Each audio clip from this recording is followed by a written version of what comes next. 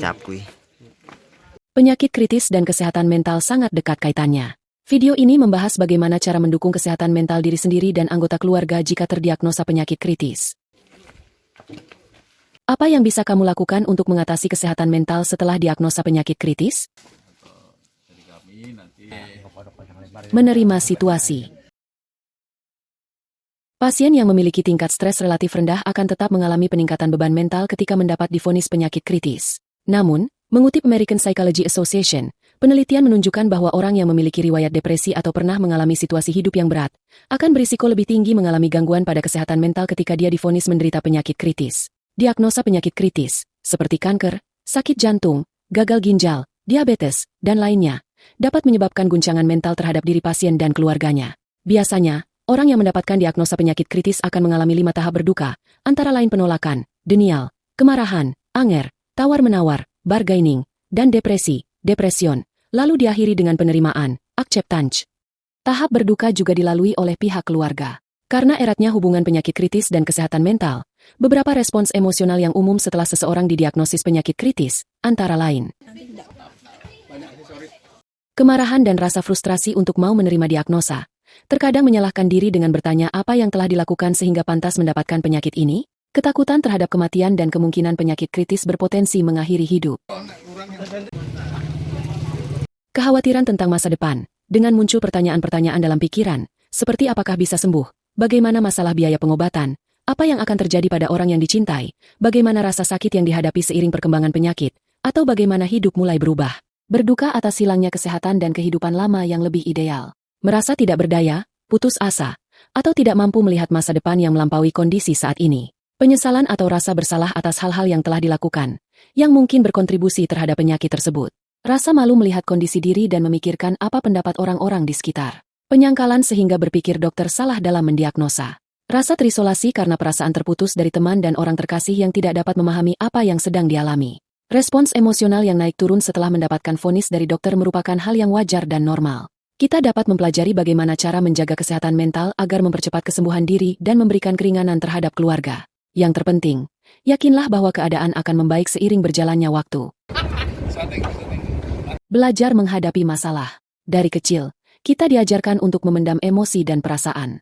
Orang tua meminta kita untuk menyimpan saja emosi-emosi tersebut dan tidak menampakkannya. Padahal, menyimpan emosi seperti ketakutan, kesedihan, atau kemarahan akan memberikan dampak negatif terhadap kesehatan fisik dan mental. Kita bisa saja meledak di saat yang tidak terduga dan dengan cara yang tidak tepat. Efeknya bukan penyelesaian masalah, tetapi munculnya emosi yang baru, seperti rasa bersalah.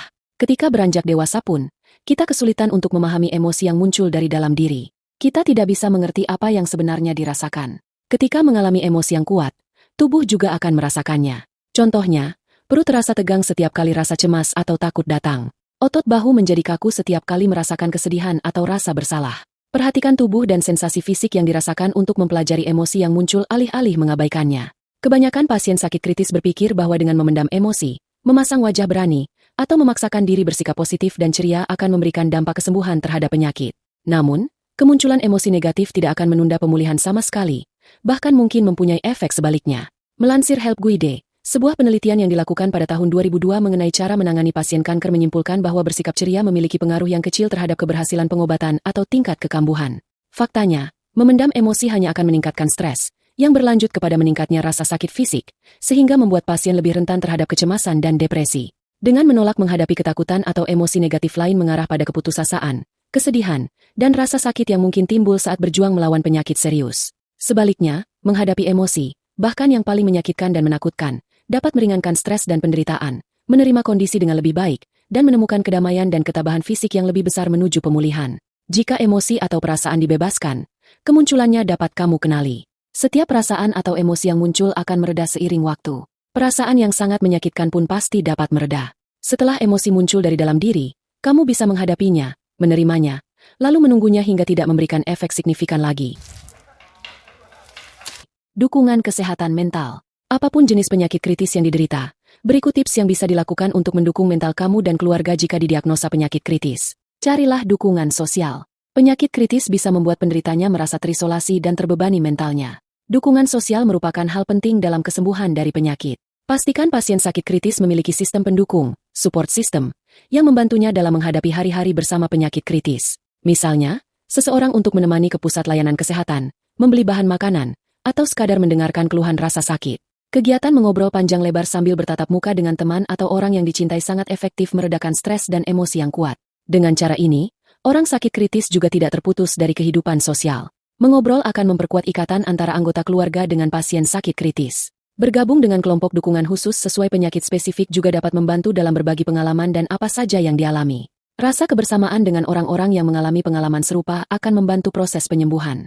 Lakukanlah praktik relaksasi. Teknik-teknik relaksasi yang dapat dilakukan antara lain, meditasi kesadaran, relaksasi otot progresif, dan latihan pernapasan dalam. Semuanya dapat membantu pikiran lebih tenang, meredakan stres, sekaligus menurunkan tekanan darah.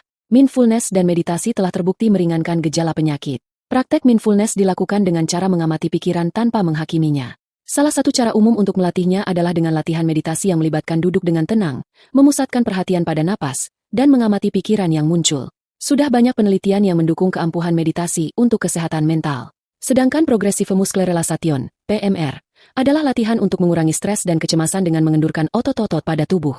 Pada dasarnya, kita meregangkan otot pada bagian tubuh tertentu, tahan beberapa detik, lalu rilekskan. Tidurlah yang cukup. Kurang tidur dapat memperburuk stres, sedangkan stres dapat mempersulit untuk mendapatkan tidur malam yang berkualitas. Padahal, tidur yang cukup sangat berpengaruh terhadap proses kesembuhan dari penyakit kritis. Tetaplah bergerak aktif.